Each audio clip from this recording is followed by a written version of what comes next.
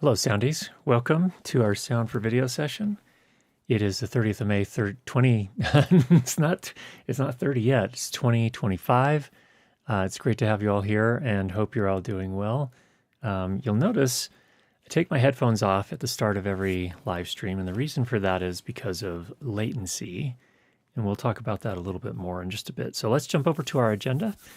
And as always, this is a workshop that goes along with our courses over at school.learnlightandsound.com. But of course, there's a lovely community here that we meet most Sundays. So thanks for being a part of that and helping each other out. It's makes me happy. Next announcement. Next week is the National Association of Broadcasters show in Las Vegas, Nevada. So for those of you that are not familiar with it, this is basically a huge convention at the Las Vegas Convention Center where there are hundreds of exhibitors. There are industry people. Oh, my hair light just burned out. Not burned out, battery ran out. That give talks. I usually, when I go, I haven't been for a number of years now, but when I go, I usually spend as much time as I can on the exhibition floor and talk with people in the industry, talk with some of the manufacturers or the product companies. And I'll be going there this year. I'll be on the show floor on Sunday and Monday, but I was hoping we could meet up, for those that are interested that will be there, meet up at 1 p.m. Pacific on Monday, right near the Shure and Sennheiser booths, which are pretty close. They're right next to each other. I think there's one booth in between them, but it's in one part of the hall, kind of off in a corner, it looks like. So you'll see that on the map if you're there. But would love to meet you in person if you're going to be there. So we'll look forward to that. Also, that means that we won't be doing a live stream at the regular time. I'll be out on the show floor on next Sunday. So we'll see what the hotel Wi-Fi's look like or the Wi-Fi anywhere else is like. We might do a live stream from the show, but no promises there. It just depends on how the network's looking and what time is looking like. All right, to today's topic. I want to talk about analog output latency on digital podcast mixer recorders. And what I'm talking about specifically, let's go to the overhead camera really quickly. I have a couple of things kind of jammed in the frame here. Right here we have the Rodecaster Pro 2. The sound that you're hearing for today's live stream is coming through a Mackie DLZ creator. And I'm talking specifically about these types of devices, but there are others as well. These are not the only two. They're just the two that I happen to own. Okay, so with that, we'll come back to our main camera here. One of the things that, when I did my original review of the Rodecaster Pro 2, is I measured how long it took for audio to come in the microphone input and then out of one of the analog devices, or one of the analog outputs, whether that be the line outputs for monitors or the headphone outputs. And I measured it at 6 milliseconds. And why does that matter? The reason it matters is that if you are listening to yourself, if you're talking into a microphone and listening to yourself on headphones through a product like this, you're not going to hear your sound until 6 milliseconds later. Now, some people, that doesn't bother them at all. Some people, it's extraordinarily disorienting. My take is that for 6 milliseconds, it's annoying, but not so irritating that I start talking strangely.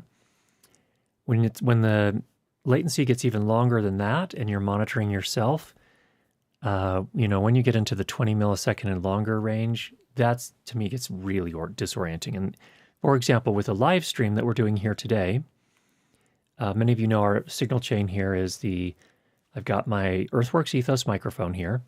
That goes into the Mackie DLZ mixer. That goes output analog from the Mackie into the Canon C200, gets converted to digital, then it goes into the A10 Mini, and that's where we monitor.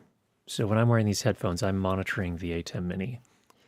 And the amount of latency between the DLZ, which I measured about 5 milliseconds of input to output latency on that, so there's a piece of it there. Then it goes to the camera, and a camera could convert the audio to digital pretty quickly, pretty fast, but it also is doing video. And so that adds a tremendous amount of additional latency before it sends it off to the ATEM Mini. Some cameras can do it faster than others. We're using an older Canon C200. The amount of latency is really disorienting. So as I put this on here, it's hard for me to talk and actually listen to myself at the same time.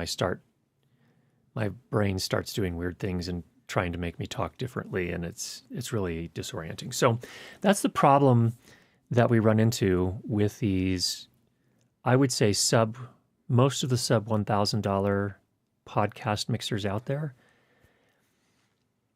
It may be a problem for you. It may not be a problem for you, depending on what you're doing and your sensitivity to 6 milliseconds of latency. However, interestingly, Rode just recently announced, and give me 1 second to get there. They made a new firmware, and in the firmware, they said, let me just pull this up here.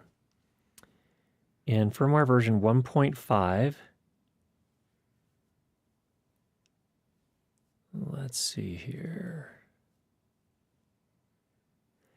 A number of system enhancements, this is the release notes for version 1.5 of the firmware update, a number of system enhancements and optimizations to improve analog audio latency.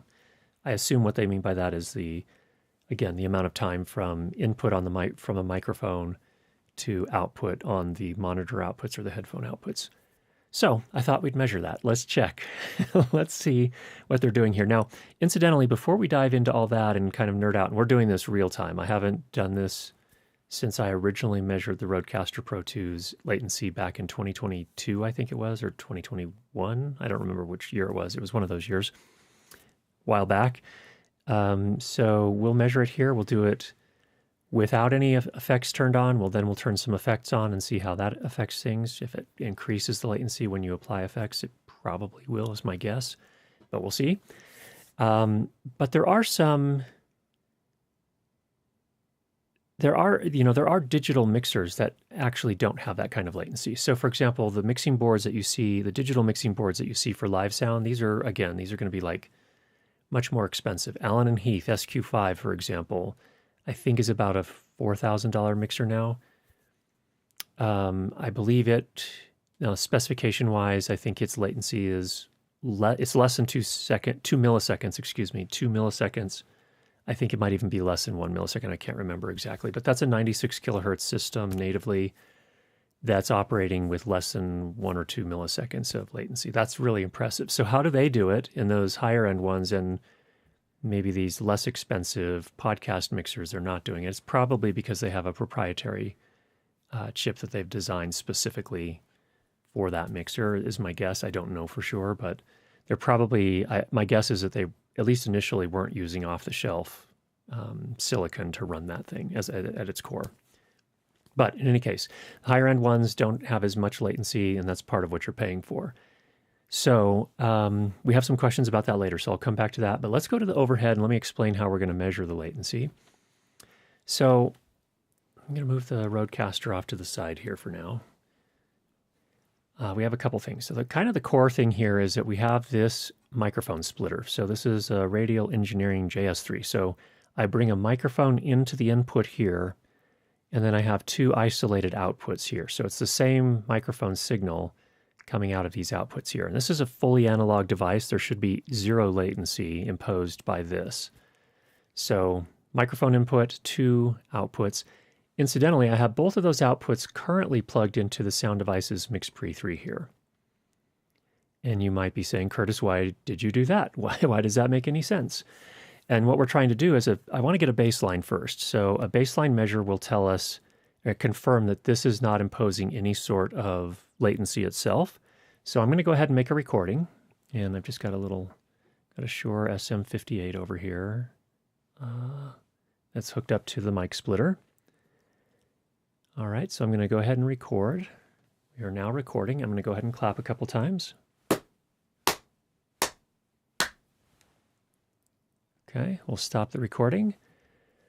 And it's backed up to the USB. Oh, it's backing up to the USB drive. I might have just messed that up. It was waiting a little bit. Let's do that again, just to be sure. Okay, recording, clap.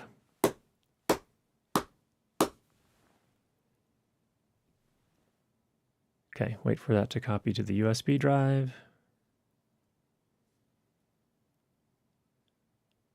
Maybe it will. Maybe it has already. I'll go ahead and shut that down just to be certain.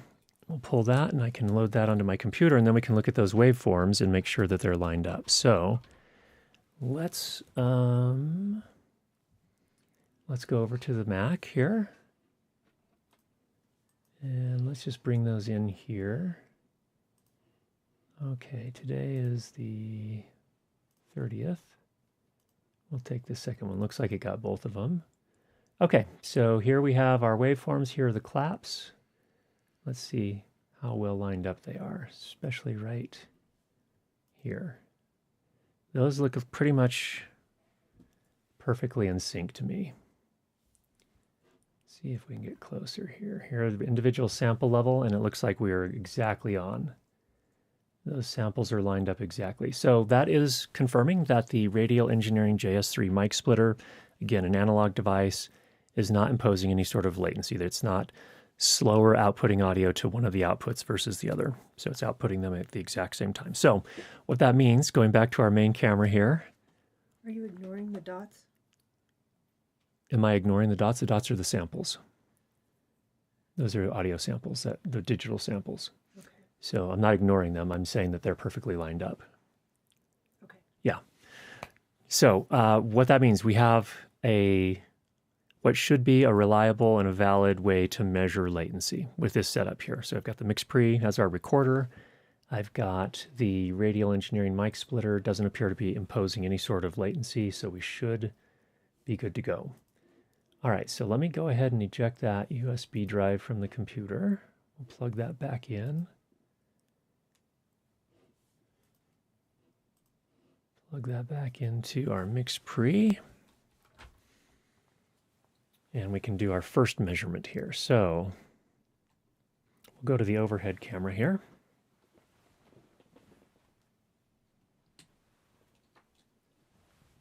First I need to get this plugged in. It's hard to see it there.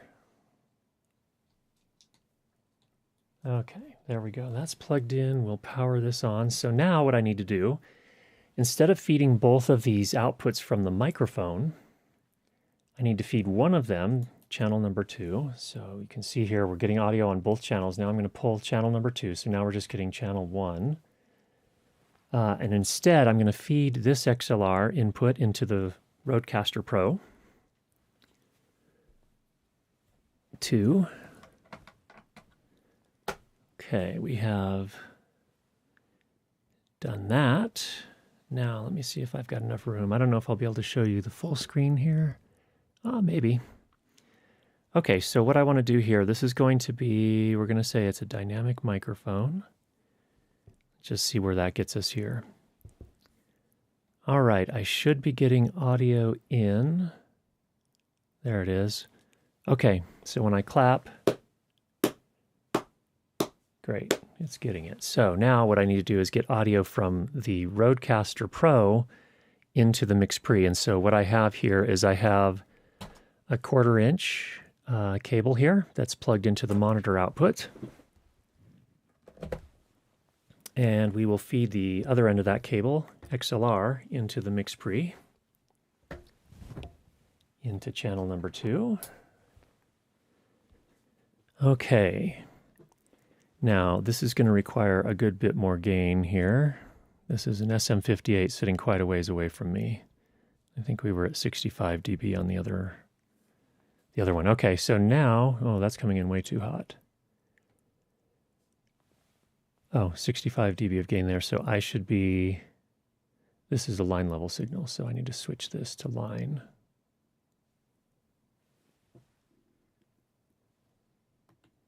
There we go. Okay, that should be more reasonable. Checking 1, 2, 3. And it should be outputting a line level signal. It does not look like, we're at 65 dB here. Okay, fine, let's go higher. If you insist. It looks like the Rodecaster goes up to 76 dB of gain. That's closer. And that's going to just do a clap test here.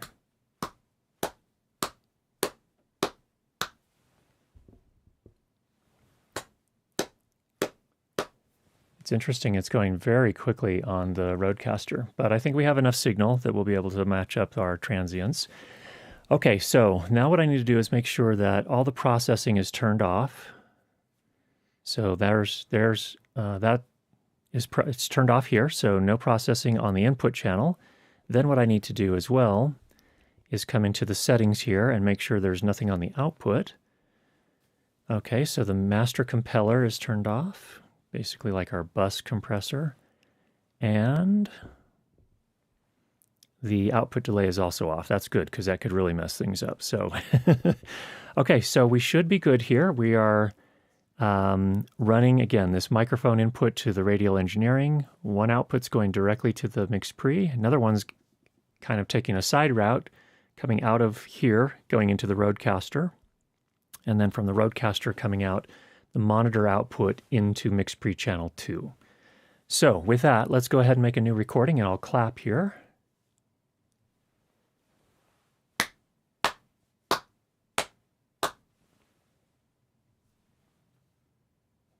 And then stop the recording. Okay.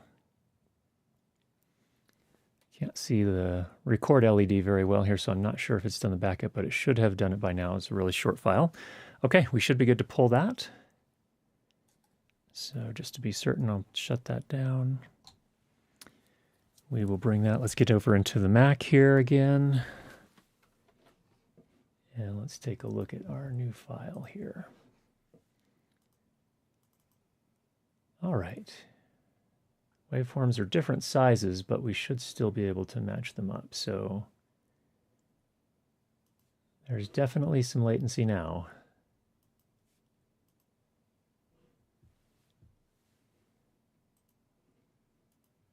Okay.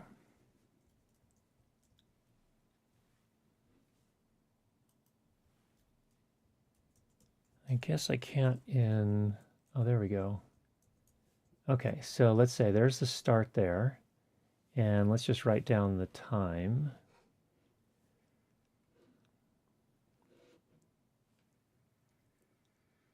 We're at 1.994. Gonna have to do some math here, but that's okay, we can do. Actually, give me just a second here. 1.994, okay. And then let's go find the equivalent transient over from the Roadcaster. Just moving ahead little by little here.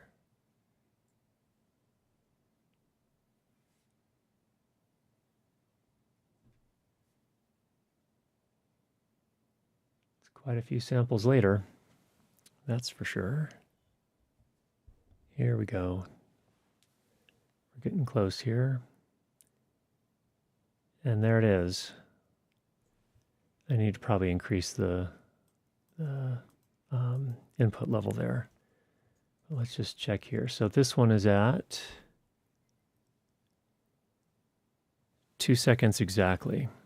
So it looks like it's still 6 milliseconds. So if I do the math, the mix pre direct microphone signal came in at 1.994, and the 994, those are, you know, and then the Roadcaster came in at exactly 2 seconds. So there's basically 6 milliseconds, again, difference.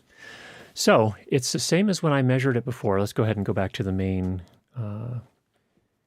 camera here, but it could still be improved if you're doing processing. So let's apply some processing and see. I never measured that before, so we don't have a baseline for that, but my suspicion is that once you apply some processing, then it's going to slow things down even more, so you're going to get more latency. So let's do a couple things here. Let me close that file. I'm going to get the recording USB drive again, get that back into the mix pre, so we have that all ready to go.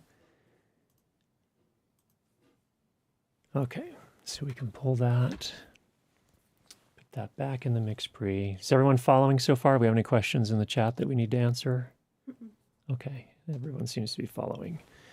All right. Just a couple comments, but we can get those later. Okay. All right. so first thing I'm going to do, if we go back to the overhead camera, I think what I want to do is to make this a little easier, I want to increase the level that we're feeding over to the mix pre from here. I always struggled with the line level output on the Rodecaster. It doesn't seem like line level to me. It always seems lower, substantially lower. So we're just cranking level out here, pretty much maxed out. So I think we're maxed out on the mic input gain, which is just barely getting into this realm here. And then we have the fader maxed out as well. And then the way the Rodecaster works is if you go to line level, you don't have a master fader. There's no control of those levels. So that's the way it works here. All right, with that, let's go ahead and add some processing. So we'll turn this on. Oop, there we go. Let's see, we've got a high pass filter at 70 Hertz. That makes sense. Cool. Let's see here. We've got a de-esser on, that's fine. We've got a noise gate, good. Compressor. Let's go ahead and just put them all on. Exciter. We don't want to pan, and we're centered right now, so that's good. Okay, cool. So we have all that on, and then while we're at it, let's go ahead and also add on the outputs, the monitor, or no, not the monitor outputs. I want to go to processing. Let's go ahead and turn the master compeller on. Nope, not the output delay. Don't want to do that. That's intentional if you want to delay. Okay, so here's the master compeller, and we need to change that threshold. All right, that's going to be a little bit more realistic there. Okay, cool. And then I think I can actually, are we still on the overhead? We are. I can kind of try to level match these here output-wise. There we go. That's going to be pretty good there, I think. Okay, so we've got effects on the input channel. We've also got the master compeller on the bus before it's output to the monitor outputs, which then feeds into the mix pre. Let's do our next recording. So this is testing to see if we add even more latency when we have those processing effects turned on. So now we're recording.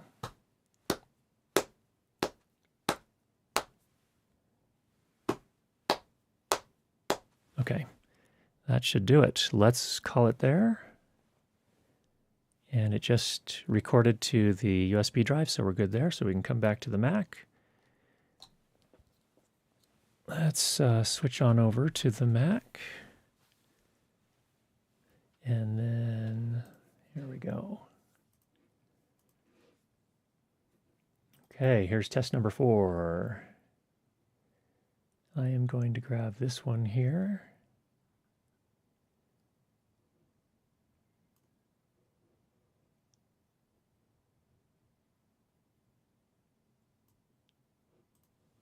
This one's actually squashing pretty, you can see the effect of the master compeller there, for sure.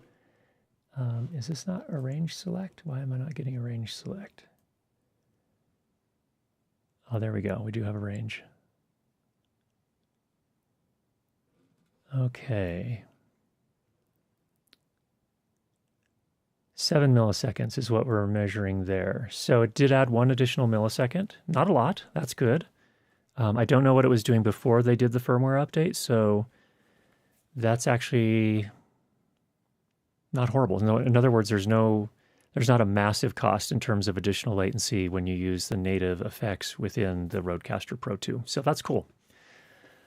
Just so everyone understands, I'm not picking on the Rodecaster. The Mackie DLZ also has latency. It was measured at 5 milliseconds. So just so that we're being clear on that. This is not here to say you should never use these devices. It's here to say, hey, if you're really sensitive to latency and listen and monitor, and you're going to be monitoring yourself, then just be aware that this has some and you might want to try it before you invest. Okay, Christopher says, my expectation is that these processor settings will not add much time. None of these algorithms need to look ahead, so added latency will be measured in samples, not milliseconds. Okay. If you look at it in samples, do they give us that? I don't know. We measured 1 more millisecond, so you're right. It didn't add a lot, for sure, Christopher. Okay. This was earlier. And if you use the Bluetooth channel on any of these devices, it adds a couple more milliseconds on top, as BT Bluetooth is, quote, high latency. Good point. Very good point. So that is definitely going to make a difference as well. Bluetooth is, yes. Alan Heath states 0.7 milliseconds analog in to analog out. Other paths like using inserts, Dante, etc. can exceed that, but it's super tiny increments. So less than 1 millisecond. Thank you, Christopher.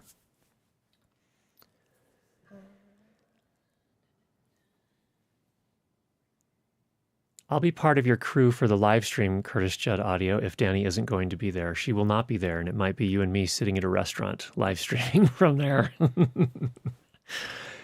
Eating tacos, most likely, I would say, or possibly, depending on what we find there. Okay. Are we at a good point? The JS3 are built for tours. I saw one dropped from the very top of an arena and it worked afterwards. Yeah, the radio engineering equipment seems to be pretty solid. I believe inside there's at least one transformer, maybe a couple. But I don't know how much. I don't know that there's a lot more than that. There may be a couple of other components, but it's pretty straightforward. There's probably no integrated circuits at all. Probably just solid state. A nice metal box. A few things in a very solid, sturdy metal box, and made in Canada. That's why you should never use Bluetooth headphones. Agreed. Especially if you're doing video sync work, you should never use wireless headphones. You should be wired for sure. DaVinci Girl, just to tell you, Sennheiser give up their immersive plugin development, and all plugins with license are free, now fully licensed. You save this way several $100s. Wow, very cool.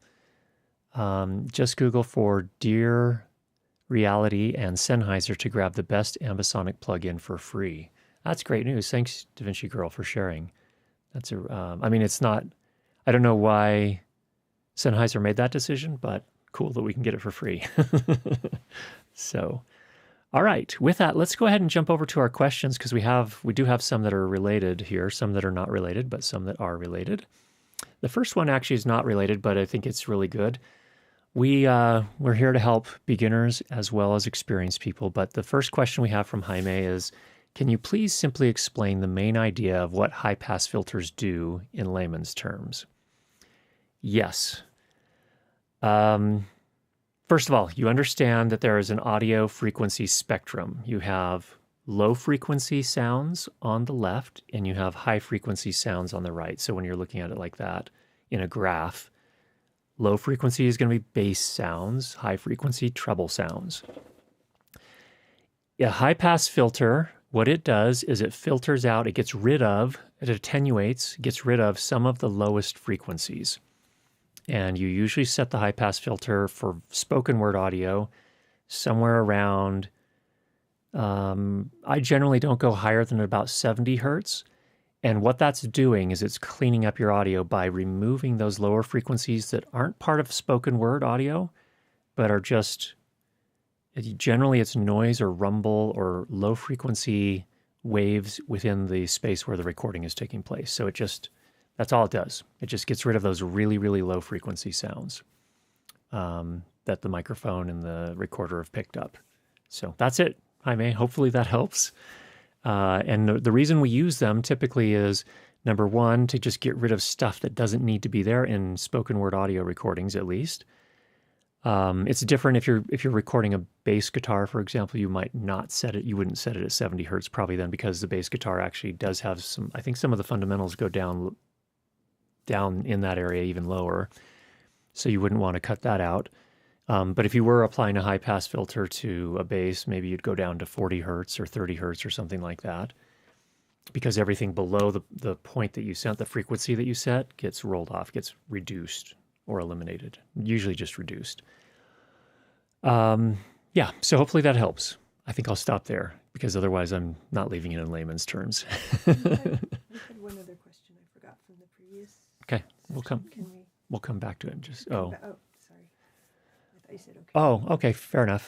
From AudioBuff, what is the master compeller? The master compeller is, so some number of years ago, Rode's parent company bought a company called Aphex. Aphex was big, may still be, I don't know, especially in radio broadcast, and they made a lot of rack mount gear that did processing of different sorts.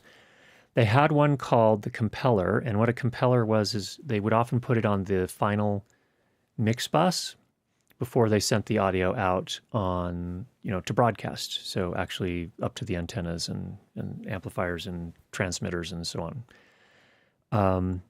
The compeller was kind of a different way. In essence, you can think of it as a compressor, but it's a little bit different. So, and here on the Rodecaster, if we come in here, let's go back to the overhead camera, and we can just show you this. You'll notice here, is it on the screen? You can barely see it over here to the right here, but it's got a threshold, release, attack, a threshold, attack, release, and gain. So same kind of settings you would normally see on a compressor. I believe the original physical rack mount version of the compeller had some additional different settings, but here it's implemented basically as a bus compressor. So just to answer that question. Okay, let's go back to our questions then. Over to James. I am looking at picking up a boundary mic, omnidirectional. Do you have any recommendations? It's for a rectangular table, 8 people seated, untreated room, primarily will be engineered in post, maybe some Zoom meetings, $300 to $400. I assume it's either approximate or Canadian. I'm not sure which for the budget. So it's either circa or Canada. But anyway, I don't have a ton of experience, James, with boundary microphones, but Audio-Technica makes a number of them. I think Sennheiser might have one. I don't have any specific recommendations, again, because I don't have enough experience with them, but both of those companies have a lot of experience making microphones, and they make some great ones. I think if you're going to get one in the $300 to $400 range, then you're probably going to be looking at the Audio-Technica ones instead of the Sennheiser. I would guess would probably be more than that. But yeah, I'd start there. B&H has some, so worth a look there. Yeah, hopefully that helps you. It's tricky. Boundary mics are a useful tool, but it's also tricky because it's not just so that everyone's aware. It's not going to sound. We actually tested one on a live stream some time ago here. They don't sound like you're recording in the studio. So there may be a fair bit of work in post, depending on what your production expectations or goals are. So just keep that in mind. Okay, cool. Next one is from My Ford Noel. Do you recommend using onboard audio processing on these devices, meaning specifically podcast mixers, such as limiters, voice enhancers, and compression? I never get good results with them, so I always bypass them. Well, I will say this. I am using the Mackie DLZ Creator podcast mixer for this live stream. I do have the compressor turned on. I have the noise gate turned on. Is that it? I think that's all I have turned on. Let's just take a look here. As far as effects, I do have a high pass filter. I've got the gate. I've got the compressor on, and that's it. So they can be useful, but I will say this: working with the Rodecaster Pro 2, again, if you love your Rodecaster Pro 2, keep loving it.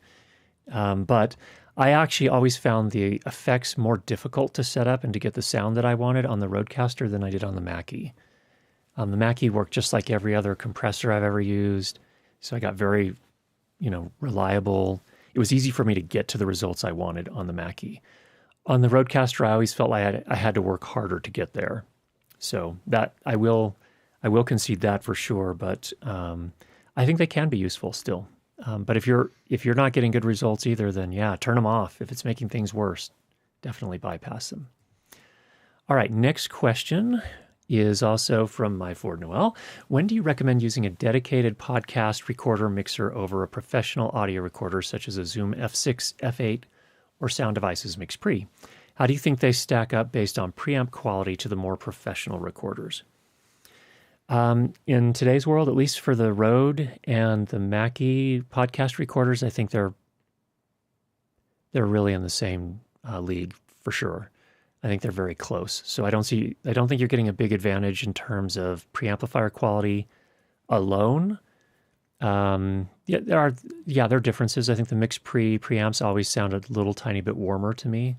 Feel like they emphasize the low end just a tiny bit more, or maybe it's that the Zoom recorders de-emphasize the bass a little bit more. I'm not sure.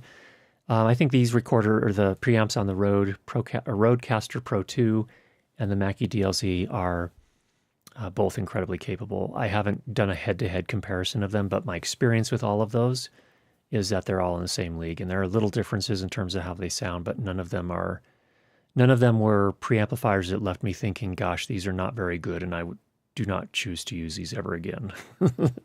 So I don't think there's an advantage on that front alone. However, there are some other advantages. The nice thing about the podcast mixers is that they usually have these playback pads built in. So if we go again to the overhead, I think you all are familiar with these here. So I can put music, intro and outro music, or other sound effects, or even processing on these pads and apply that in real time as I'm doing my recording. So if you're running a podcast where you're trying to really optimize the amount of time it takes you to do the recording and reduce the amount of post-processing, that's where I think these are really helpful. So let's go back to our overhead, or our agenda here. So I will also say that the podcast mixers are nice from the standpoint that they have dedicated faders. So if you start recording and you realize that one of your guests starts talking a lot louder, you can manage their level very quickly and easily, especially with linear faders, but also with rotary faders. You on the field mixers, like the mix pre in advanced mode, is the knob for each channel is a fader. If you're in basic or one of the custom modes, you can make the knob gain. So you still have some access to be able to change those. I would still say that in real time, if I'm trying to manage a show and a recording at the same time that I'm actually in it, I would rather have linear faders. It's just easier to get where you need to be. So that's a potential advantage of the podcast recorders. They also have processing built in. The Zoom F series has a limiter and 32-bit float, but you don't have any compressors. You don't have EQ. On the Mix Pre, you do have analog limiters, but you don't have EQ, you don't have compressors, so you don't have that. So I guess what I'm saying here is that one of the advantages that the podcast mixers have as well is, again, if you're trying to bake all your processing in because you've got it dialed in, because you and your friend are the ones that always do the podcast, and you got it set up so both of your voices are sounding great, that's where a podcast mixer will save you some time in post-production. On the other hand, both the Zoom F series and the Sound Devices Mix Pre series have auto mixers. The Mix Pre, it's a plugin that you have to buy. On the Zoom F series, it's included with the recorder itself. If you have multiple people, that can save you hugely in post-production. It can save you so much time. Sadly, what I guess the ideal would be to have the auto mix and have all of the processing, the other processing as well. The device that I could recommend for that, and in fact, I think I have this pulled up. Let's see here. Let's go over to our Mac here. This is the Allen & Heath CQ12T. So this is a digital mixer. It has all of these effects that we've been talking about, plus it has an auto mix feature, which is actually quite good. It's the same auto mix that's on the my Allen & Heath SQ5. Plenty of inputs, as you can see here. And the downside of this one is it doesn't have physical faders. But the idea with this one is you can manage it via an iPad or something like that, or you do have some built-in controls, but you have to kind of maneuver around quite a bit. But those are worth a look as well. They are, the intro version or the smallest one is $799. Let's see if I can get, they go up from there. They have a rack mount version, which is purely controlled by an iPad or something like that. And then they have, this one's made for basically like a stage box. And then this one is a bigger one here with more inputs for $1,100. So those are some that have both the effects and the auto mix all in one. So if that's really important to you, those could be an option as well if you're not already invested in another one. And then the final question, do you know of any podcast mixer recorders that have auto mix features? I kind of already answered that. I got ahead of myself. The Mackie DLZ does have what they call an auto mix feature. It's not that great. if I can be honest. It's the one thing that I wish that Mackie would work on and improve and then send out as a firmware update. Hopefully they are working on that. I don't know. So unfortunately, and then the Rodecaster Pro 2 does not have an auto mix feature. Some people say, oh, well, I just set up noise gates on each channel and it works the same as an auto mixer. And I'm a bit of a skeptic of that approach. It's really hard to get that sounding good and to get those gates working at the right time if the two people recording especially are in the same room. So if you're really looking for a podcast mixer recorder that has auto mix features, I would look at the Allen and Heath CQ mixers. They're not exactly the same as a podcast mixer. They don't have the playback pads, I don't think. So you'd have to bring in music if you're going to do anything like that separately. But they do have a very good auto mix, and they have plenty of inputs and outputs, and they have all the other effects, processing effects. That's the wrap up. Okay, cool. Let's go to the chat again, see where we're at here. Oh, Audio Buff. I've installed 3 of those small Allen and Heath CQ12T. Great sound in a small format. Good to hear.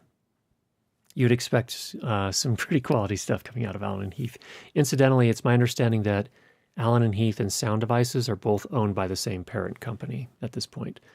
Christopher says, Yamaha added auto mix to the latest firmware for the DM3, DM3D. Those are also amazing small mixers. Although, yes, Christopher, although I think those are a little bit more like in the $3,000 range. So a little bit kind of the next league up in terms of pricing. This is going back to, I think, that device. Okay, we're coming back to... Matt says, yeah, I agree. I had to spend a lot more time setting mine up. I even had help of a senior studio engineer helping on, I assume you're talking on the Rodecaster or any of the Rode devices. Yeah, it's not there's something funky there. It could be easier, and Mackie's proven it, and a lot of other companies with digital mixers have proven it can be easier. For sure on the boundary mic. Oh, there we go. We have some recommendations for Shure boundary mics. Thank you so much, Neil, for sharing that. Excellent. Great to hear about it. I'm not familiar with those, so I appreciate the input. Am I being stupid, or boundary mic plus untreated room equals trouble? Wouldn't it have a pretty much unmanageable level of reverb echo? Yeah, depending on how reflective the room is and how loudly the people are talking and the size of the room and so on and so forth. Yeah, it's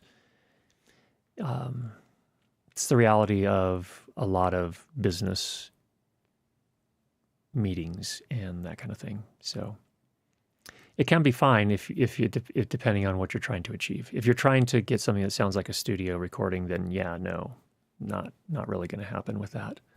But if you're, the sound guy for a business and they're trying to achieve some goal and they give you a budget of $300 to $400, then you don't have a lot of other options. So, Robert says, RC, I'm not sure what the RC stands for. Is that for Rodecaster? Circuits in graphic EQs cause phase shift. Do RCL capacitor inductor circuits also have the phase shift problem? Old school UREI graphic EQs and use RCL circuits. Okay, so Robert, clearly you have a lot more electronics experience than I do, but I can say this. Yes, most EQs, including digital EQs, will cause phase shift. So that's one thing. There are linear phase EQs, both analog and digital, and those will not do any sort of phase shifting. So there are different options out there. So I don't know more about, the particulars about the circuit design itself, but yes, there are both linear phase and just non-linear phase, and they react differently, and it changes the waveform differently. Daniel says, podcast mixer versus professional recorders. While note exactly the same, the MixPre can have an external USB MIDI controller that can be used in real time. Great point, Daniel. And that was true of the Zoom F-Series as well.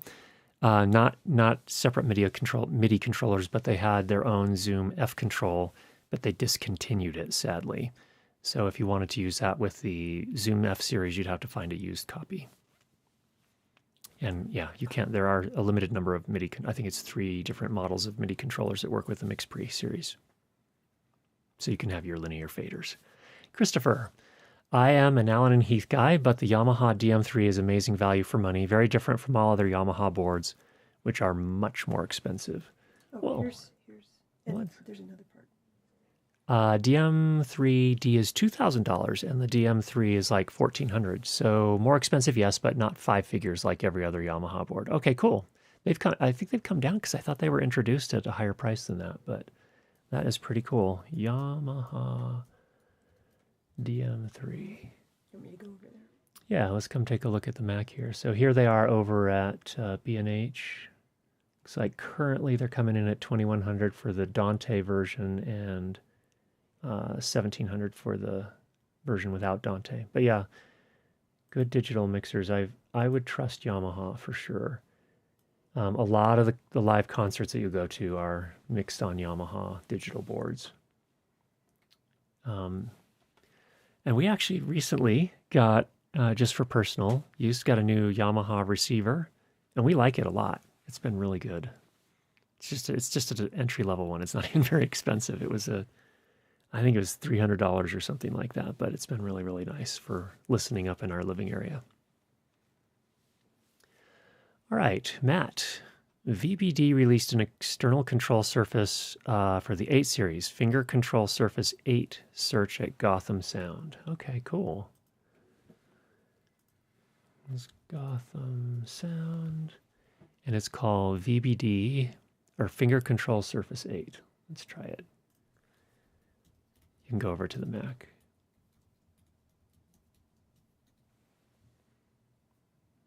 Here we go. They've got a 12 version as well. Oh, both are made specifically for the 8 series, in addition to the one, Sound Devices makes their own as well. But these are for the 8 series. So if you're working with an 833, for example, you could do this. And in which case, with the 833, you do have EQ and you do have compression, incidentally. But it's not $400. But it's expensive, yeah. It's not $400, that's for sure. Well, cool, that's really cool. Thanks, Matt, for the tip on that. I didn't realize the third party had started making control surfaces for the 8 series. And they're substantially less expensive than the Sound Devices bespoke control surface, which is admittedly much bigger than these and also has a huge screen on it and so on and so forth. But I think it comes in at $5,000 US, and these are sub 2,000. It's pretty nice. So what kind of trouble is Emma and Danny going to get up to while you're gone? Danny refuses to say. So I may come home. We may have a brand new off-road vehicle for carrying rocks from the field for our resident paleontologist, but I doubt it. She's not really, she doesn't do that kind of stuff. She doesn't go buy huge price ticket things while I'm gone. So anyway, not sure. Hope they have fun though. You can get the Behringer Wing for around 2,000 US. Well, let's take a look. Pounds. 2,000 pounds, excuse me. Behringer Wing. I'm not sure I'm familiar with this. Oh, okay.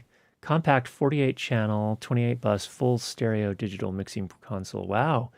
We've got some rich stuff going on. Interesting. I didn't know Behringer made anything in this format anymore. Of course, there's also the Behringer XR. Let's just say, I think it's the X32.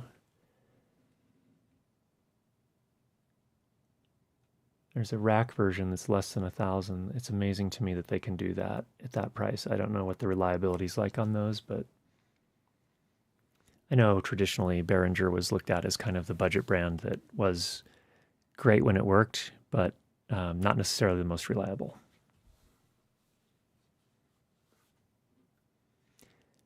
The Wing is a successor to the X32. Okay, cool. The next generation. Cool. Christopher, thank you for bringing your knowledge here. Here's for the dinner for Emma and Danny, $50. Wow. She says, thank you very much. They're going to go get something fancy somewhere in town, I'm sure. Thank you, Matt. That's very kind of you. Always taking good care of the people. All right. Well, I guess let me just wrap up a little bit here. And we have some more time. So if you have a question, you want to go ahead and tag at Curtis.audio, Danny will find that. And always great to have the conversations that we have going on here as well. I will say this. I have been extraordinarily happy with my Mackie DLZ. I think it's a fantastic little mixer. It's all plastic. It's a decent plastic, but it's good enough for what I'm doing here. But in terms of use, like hands-on use, it's been really, really good. The Rodecaster, also solid. Some people prefer. Everyone has different preferences too, and I want to underscore that in a really emphatic way. There are so many nice things about the Rodecaster Pro 2. For example, we're powering it with a USB battery right now. There's no native way to do that on the Mackie. It has wireless receivers in it. So if you're using some of the Rode wireless products, you can transmit directly to the mixer. The preamplifiers are fantastic. The processing is good once you do get it dialed in, but I did find it a little bit more difficult to get it there. But the faders seem really solid. It's basically an audio computer, and they have been really good about updating it. They've been good about maintaining it, fixing bugs, way more aggressive than Mackie has been. I hope to see Mackie pick up that pace. Now they're both part of the same company. Mackie does have a history of introducing, they had some digital mixers that they introduced some time back, but the sentiment publicly at least seems to be that they kind of didn't do a lot to keep it maintained in terms of software updates. So I'm hoping to see that they pick that up with the DLZ and get a little bit more aggressive with that, like Rode is with theirs. So I don't know. I have a lot of respect for these. I think these are fine tools, and they can do the job nicely. Period. at a reasonable price. So if they're the right tool for your job, I think they can be fantastic. If they're not, that's okay. Yeah, maybe that you're doing something that requires something different, and that's the reality of the world. There's no one device that is perfect for everybody. So, despite what any product company might like to convince you. All right, how are we looking in the chat there? Anything to cover there? No. All right, people, we got 7 more minutes. Things that I'm looking forward to at NAB. I'm looking forward to meeting any one of you that'll be there. I'm looking forward to meeting Matt in person for the first time. I'm looking forward to going to the booths for a number of the companies whose products I really respect, and maybe meeting some of the people there. Again, I haven't been for... The last time I went to NAB was 2019, so it's been 5 years, basically. I think the first ones that come to mind, I'd like to go to the Sound Devices booth. I know they've been focused a lot on wireless lately, high-end wireless. Zoom, I would like to go to the Zoom booth. They have their new H5 Studio, I think they're calling it. So it looks like it was the first product that they put the F-Series preamplifiers in that is not in the Zoom F-Series. So it's a handy recorder with these kind of funny looking overgrown microphones, stereo microphones sitting on top, but it's also got the much better preamps from the Zoom F-Series. So interested in taking a look at that. I want to go to the Shure booth and see what they've got cooking over there. Same with Sennheiser. That's why we're meeting over there on Monday at 1 p.m. Pacific time. And then there are lots of others I'd like to go see as well. So I think Audinate will be there, which is the company that, did I get that right, for Dante?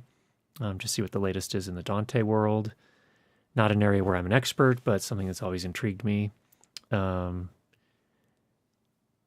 be stopping by Deity. I have an appointment with Andrew at Deity to see what's new there. I think they're teasing some new things as well that they won't have available yet, but that are coming up on the roadmap. So, all right. Doug Johnson is also going down to NAB2. Very cool. The funny thing is, Doug Johnson just lives down the hill from me. I've never met him in person. Hopefully, we can. Hopefully, I'll run into him and In be able to Salt say Lake? hello. No, he lives down in, I think, in Utah County. Oh, okay. Yeah. Any thoughts about the Tascam Mixcast 4 versus Rode Mackie et al.? You know, there are a couple of others, so that's a good point, Linda. I'm glad you brought that up. There are a few that I didn't talk about. Mixcast from Tascam is another one. There is also the Boss Gigcaster. The Gigcaster appears to be made more for musicians, but it also looks very cool. I haven't used it, honestly, Linda. From this, just looking at the feature list and the specs, I expect that it probably works well, but it seemed like it was missing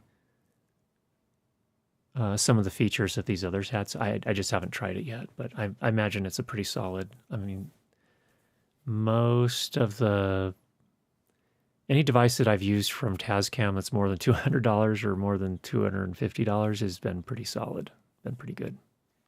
So I would expect good things there.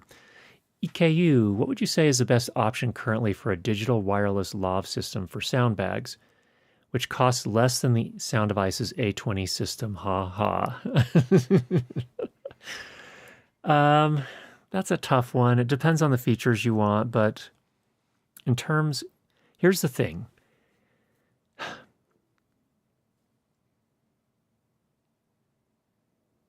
There's the Deity Theos system, and the Deity Theos system has a lot of features. That's cool.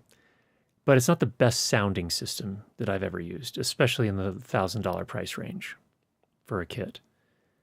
And it comes with a lot for $1,000 or whatever the price is for the dual receiver and the two different transmitters. So it's a decent system. It does some high frequency stuff still, even after the latest firmware updates. It still sounds a little weird, or if you're going to be using that production audio that was wirelessly transmitted on the Theo system, I recommend kind of rolling off the high end using a low pass filter.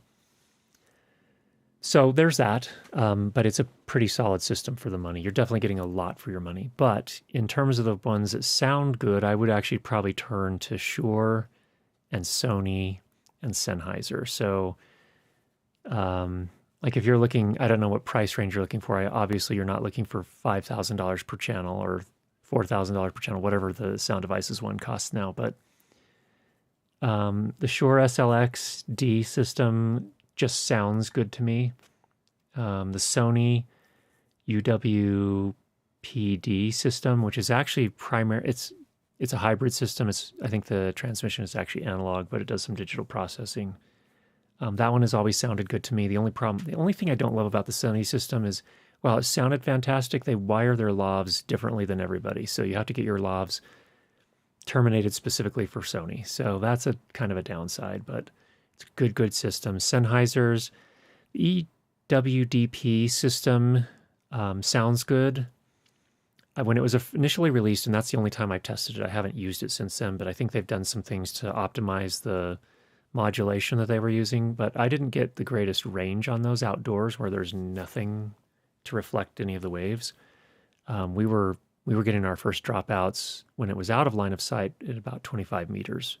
I think they've improved that, is what I've heard. I haven't tested it myself, so I'm not sure. But the EWDP system sounds good. It's a little funky because it doesn't have a dual channel receiver, but it does have a stackable receivers, which is kind of funny.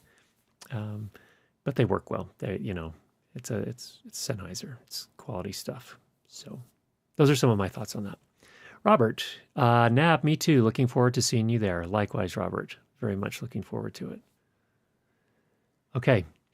It looks like it's about time for us to wrap here for today. So again, reminder, next week, stand by. Not sure whether there'll be a live stream or not. If we do, it'll be a fairly informal one from Las Vegas somewhere.